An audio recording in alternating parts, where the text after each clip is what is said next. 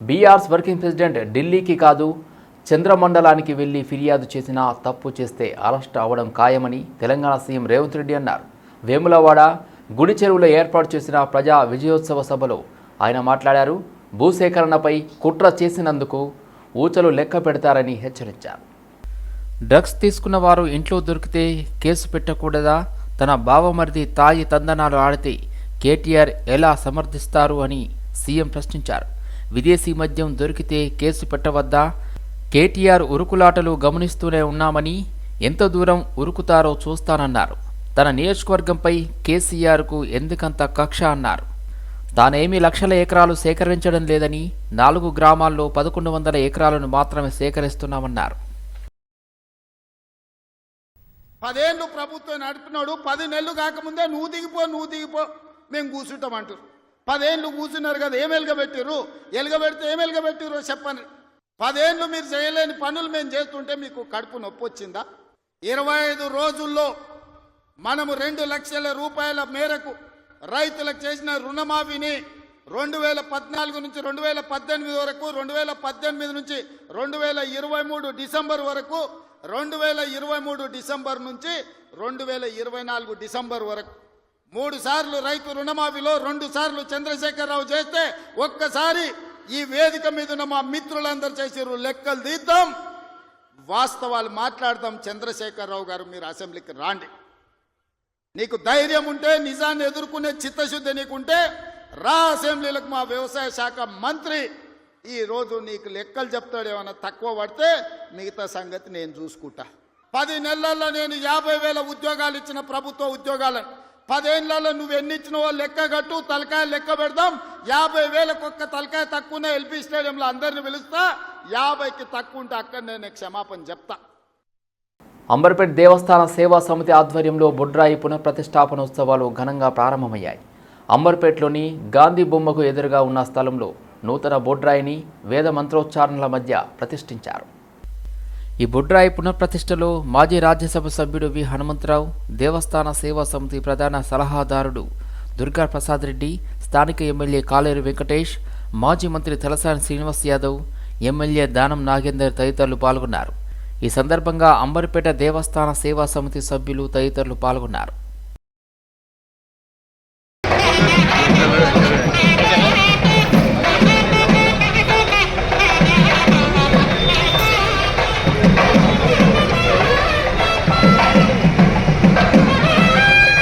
బొడ్రాయి పండుగ గత 3 రోజుల నుంచి జరుపుకోవడం జరిగింది. ఈరోజు మరి బొడ్రాయిని ప్రతిష్టాపన చేసి మరి ఇంక కొద్దిసేపట్లో ఇక్కడ పూర్ణావతి కార్యక్రమం కూడా జరుగుతూ ఉంది. ఎందుకంటే గత 100 సంవత్సరాలు ఎప్పుడో మా పూర్వీకులు ఇక్కడ బొడ్రాయి స్థాపించడం జరిగింది. ఎందుకంటే గ్రామానికి బొడ్రాయి చాలా ఇంపార్టెంట్.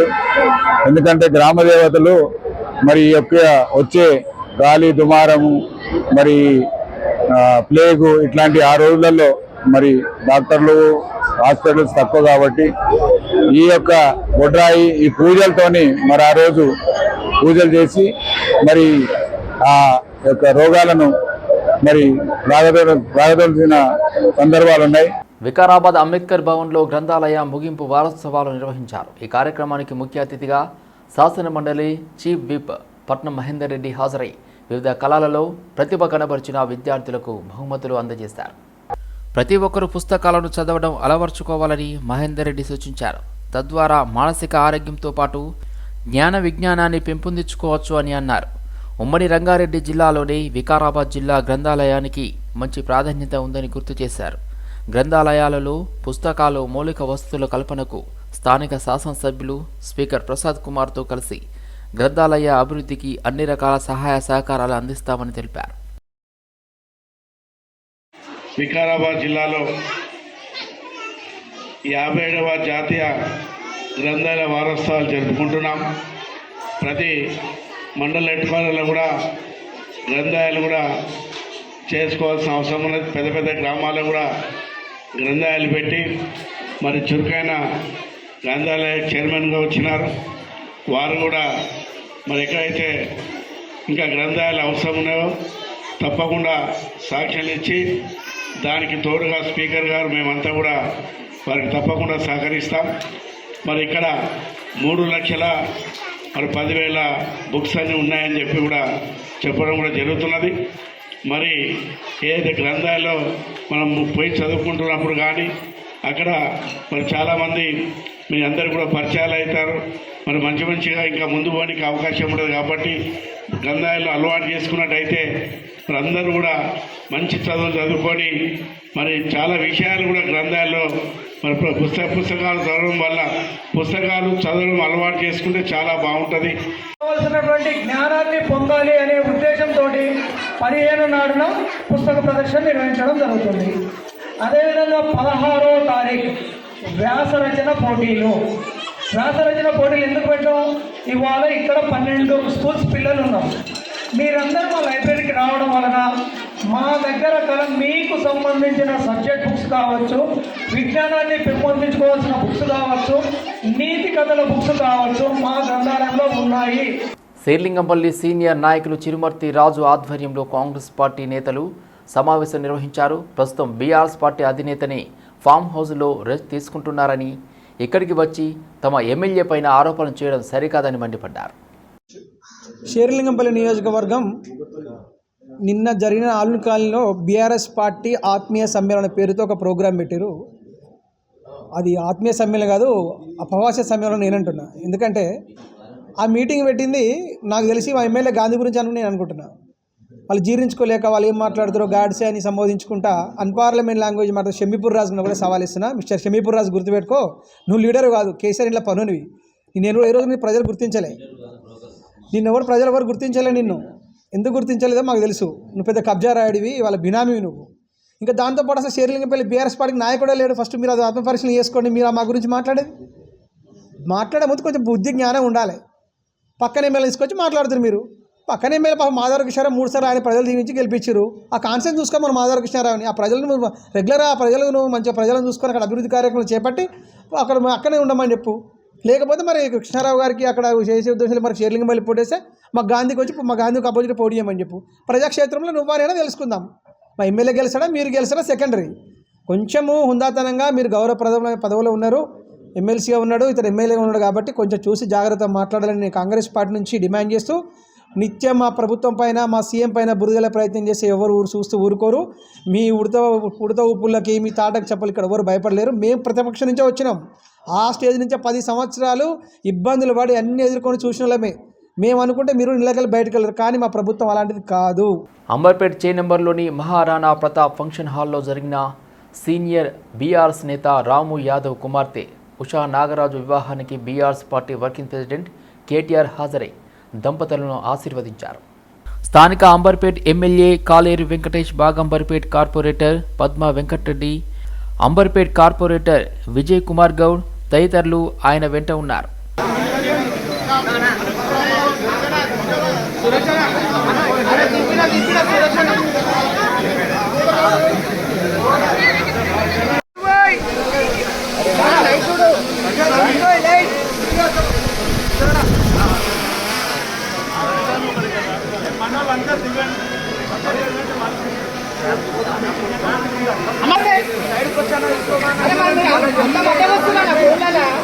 సీతాఫల్ మండి డివిజన్ పరిధిలోని పార్శ్వగుట్ట మోహన్ రెడ్డి నగర్లో సీసీ రోడ్డు పనులను కార్పొరేటర్ శ్యామల హేమ ప్రారంభించారు.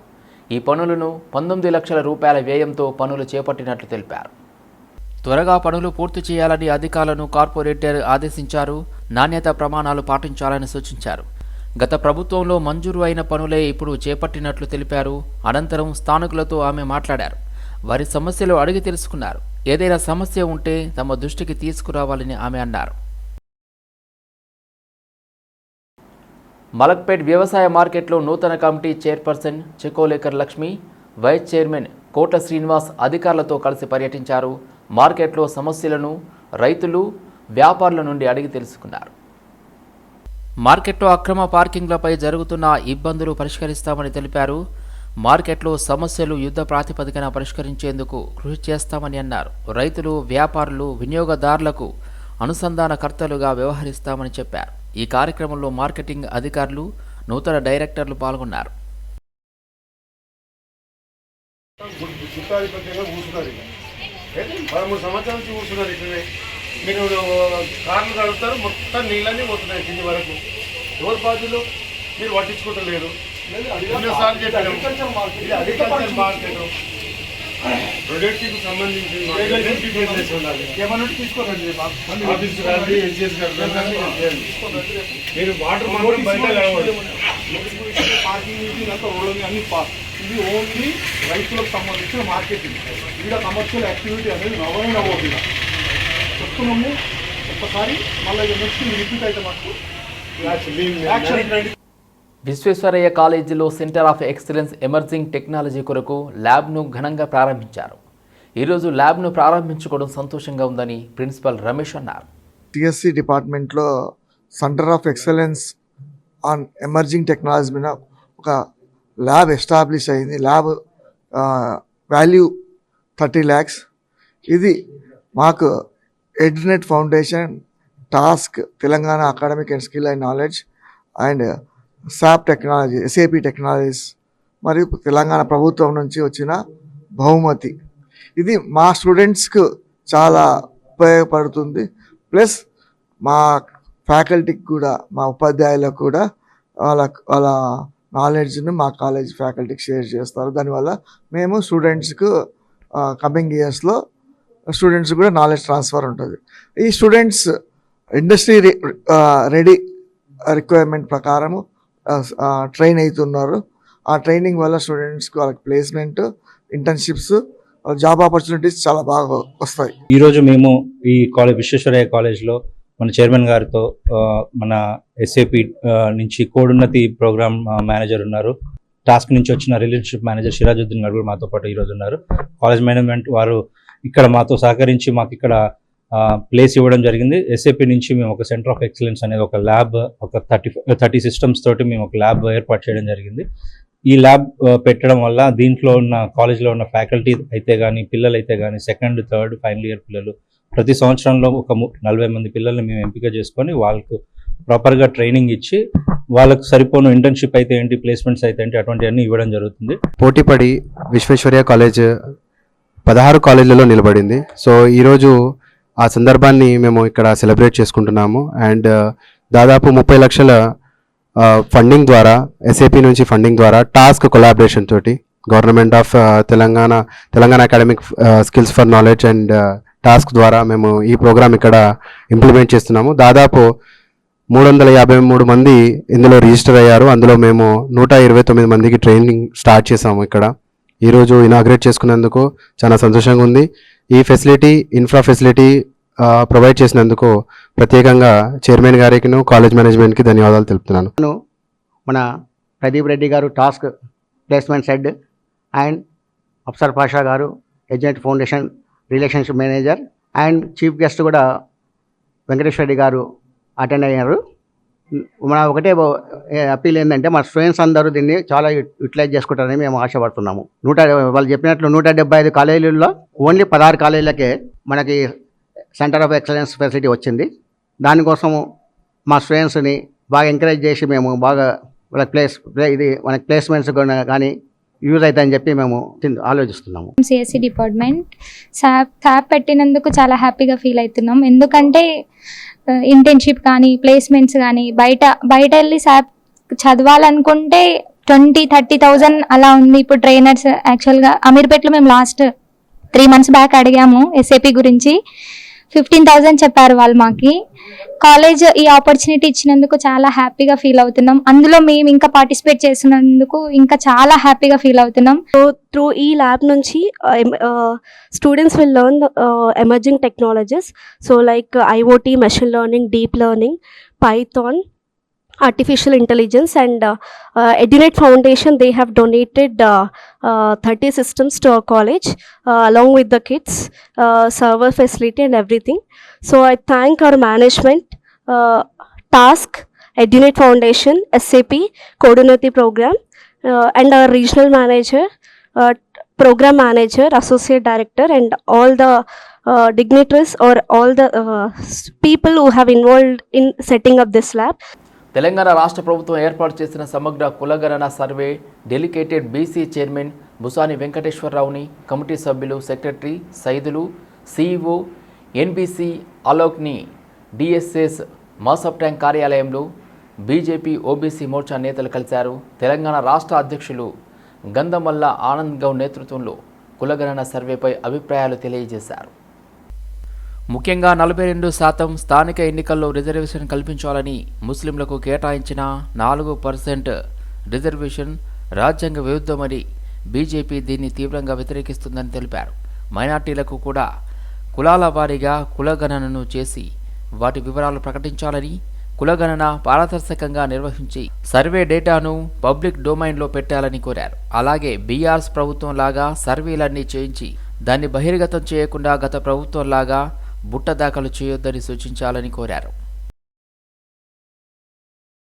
మా భూమి మాకు ఉండదేమో, మా ఇల్లు మాకు ఉండదేమో, రేపు మన కేసు వేసినప్పుడు నువ్వు సర్వేలో చెప్పలేదు కాబట్టి ఇది మాయమైపోతుంది, నీకు హక్కు లేదని కోర్టులు ఏమైనా సాక్ష్యానికి వస్తుందేమో అని భయపడి నిజంగా దాచుకున్నదంతా చెప్పారు.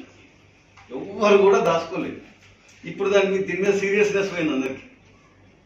అప్పుడే అడిగిన పోయిన ఆయన కేసీఆర్ అడిగిపోయింది. ఓకే, ఇప్పుడు మాకు బీసీ సర్వే గురించి మేము కంపల్సరీ సర్వే కావాలి, ఎవరు ఎంతమంది ఉందో తెలియాలి. అదేవిధంగా ముస్లింలలో కూడా వాళ్ళ దాంట్లో కూడా తెగలు ఉన్నాయి, వాళ్ళకు కూడా సర్వేల విడివిడిగా చేసి వాళ్ళకు కూడా చెప్పాలి అలా ఎంతమంది ఉన్నారు. ముస్లింలలో కూడా డిఫరెంట్ ఉన్నారు కదా సార్. ఇప్పుడు ఏంటంటే ముస్లింల కిందకి మైనార్టీల కిందకి తీసుకుంటారు. మైనార్టీలు మా దగ్గర 15% ఉంది, 20% ఉంది, కానీ అలా విడగొట్టి ఎవరెవరు ఎంతమంది ఉన్నారో తెలియాలి కదా. Ameenpur municipal vice chairman Nandaram Narasimha Goud ఆధ్వర్యంలో 13వ అయ్యప్ప మహాపడిపూజ అంగరంగ వైభవంగా జరిగింది. అమీన్పూర్ మున్సిపాలిటీ అయ్యప్ప నామస్మరణతో అయ్యప్ప భక్తి గీతాలతో మార్మోగింది. కేరళ డప్పు కళాకారుల డప్పు వాయిద్యం ప్రత్యేకంగా ఆకట్టుకుంది. దాదాపు 3000 మంది అయ్యప్ప స్వాములు అధిక సంఖ్యలో భక్తులు పాల్గొన్నారు. ఈ సందర్భంగా నరసింహగౌడ్ మాట్లాడారు. 2011లో తొలిసారిగా అయ్యప్ప స్వాములకు భిక్ష ఏర్పాటు చేయాలని సంకల్పం కలిగిందని, అప్పటి నుంచి ప్రతి సంవత్సరం మహాపడిపూజ నిర్వహిస్తున్నామన్నారు. ఈసారి అరుణ్ గురుస్వామి ఆధ్వర్యంలో ఈ కార్యక్రమం ఏర్పాటు చేయడం జరిగిందని, అయ్యప్ప స్వామి కృప ఈ ప్రాంత ప్రజలపై ఉండి ఈ ప్రాంతమంతా సుభిక్షంగా ఉండాలని మనసారా కోరుకుంటున్నానని నరసింహగౌడ్ అన్నారు.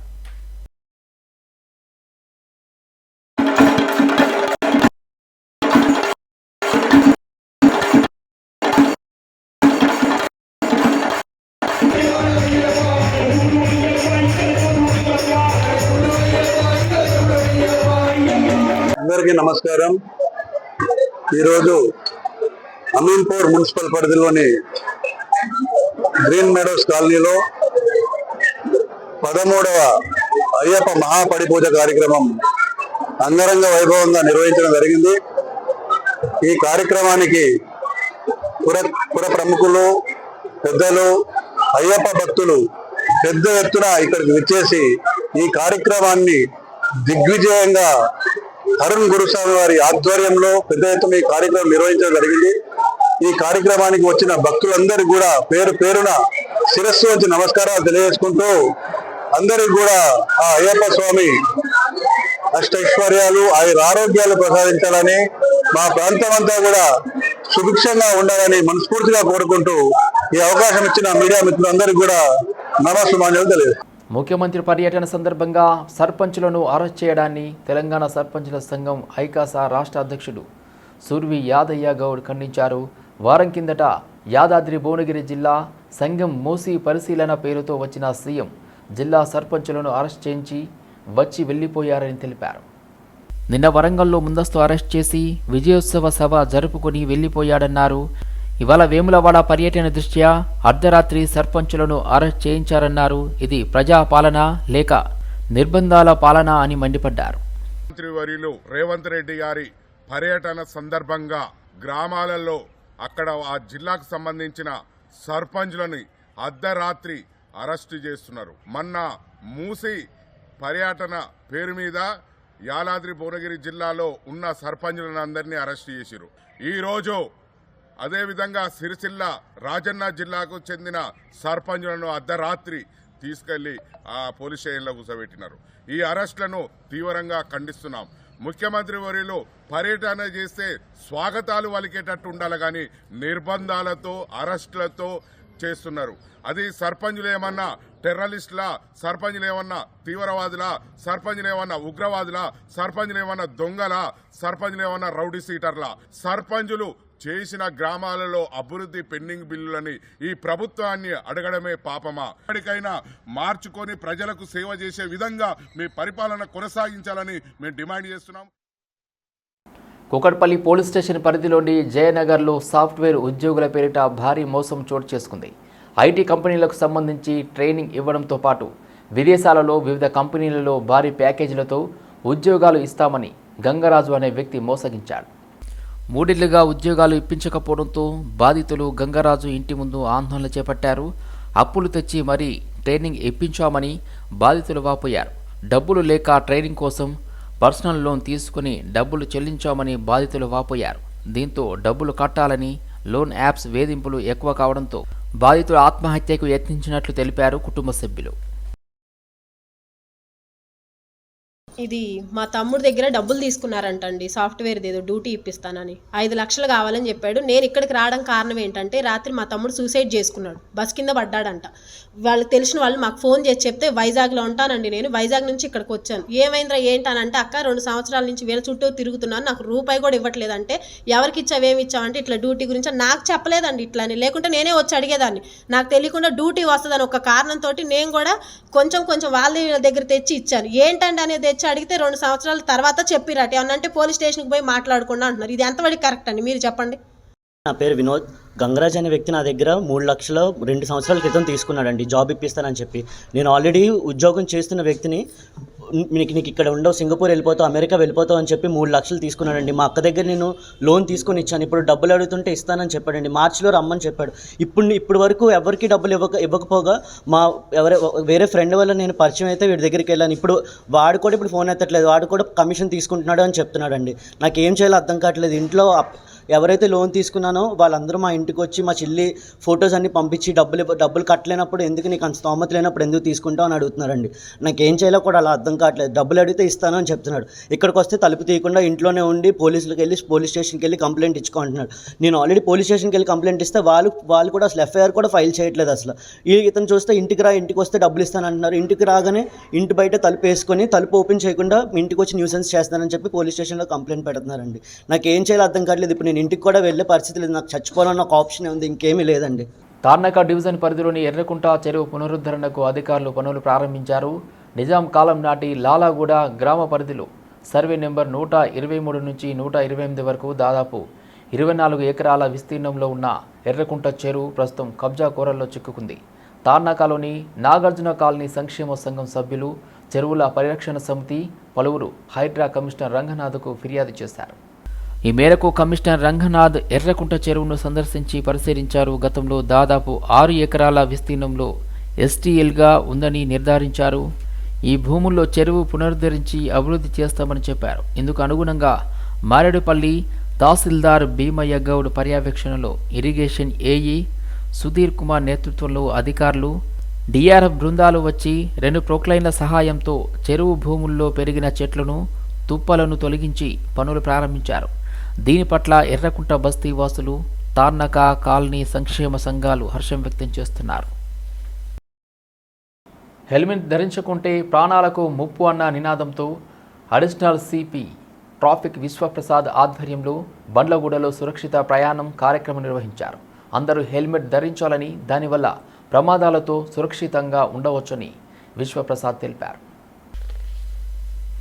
రోడ్డు భద్రతను మెరుగుపరచడం, అవగాహన పెంచడమే లక్ష్యంగా ఈ కార్యక్రమం చేపట్టినట్లు ఆయన తెలిపారు. ఈ కార్యక్రమంలో పోలీస్ శాఖ సిబ్బంది వారి పిల్లలకు అధిక నాణ్యత గల హెల్మెట్లను పంపిణీ చేశారు. రోడ్డు భద్రతపై తమ కట్టుబాటును నిర్ధారించి రోడ్డు భద్రతా చర్యల్లో మార్గనిర్దేశం చేశారు. టార్గెట్ చేసుకొని స్పెషల్ డ్రైవ్స్ టేకప్ చేస్తుంటాము. ఈ నవంబర్ మాసంలో మేము హెల్మెట్లెస్ డ్రైవింగ్, రాంగ్ రూట్ డ్రైవింగ్ ఈ రెండింటిని ఉద్దేశించి స్పెషల్ డ్రైవ్ చేస్తున్నాము.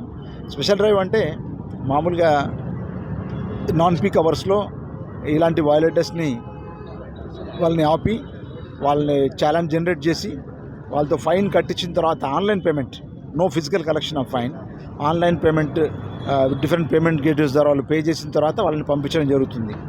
హెల్మెట్లెస్ డ్రైవింగ్ కొంచెం ఈ మధ్య కంప్లైంట్స్ లెవెల్స్ చాలా తగ్గినాయి. సో దానిలో ప్రజల్లో బేసిక్ ఏంటంటే ఈ ట్రాఫిక్ ప్రమాదాలు కానీ రోడ్ సేఫ్టీ క్యాంపెయిన్స్ కానీ ప్రజలకి ఎక్కువ రీచ్ అవుట్ కావాలి. మనం education is the key. We have to bring about awareness among the public, then penalise people, then enforce traffic rules. So that is the idea of traffic department. So in order to take up on this drive on a campaign mode, so మా officers అందరూ traffic DCPs, ACPs, మా SHOs అందరూ సిబ్బంది కూడా non peak అవర్స్లో ఇలాంటి violation చేసే వాళ్ళని ఆపి చాలాన్ జనరేట్ చేసి వాళ్ళతో ఫైన్ కట్టించి కొద్దిగా వాళ్ళకి ఇబ్బంది ఉంటుంది, తప్పదు. మరి you have to take care of your own safety.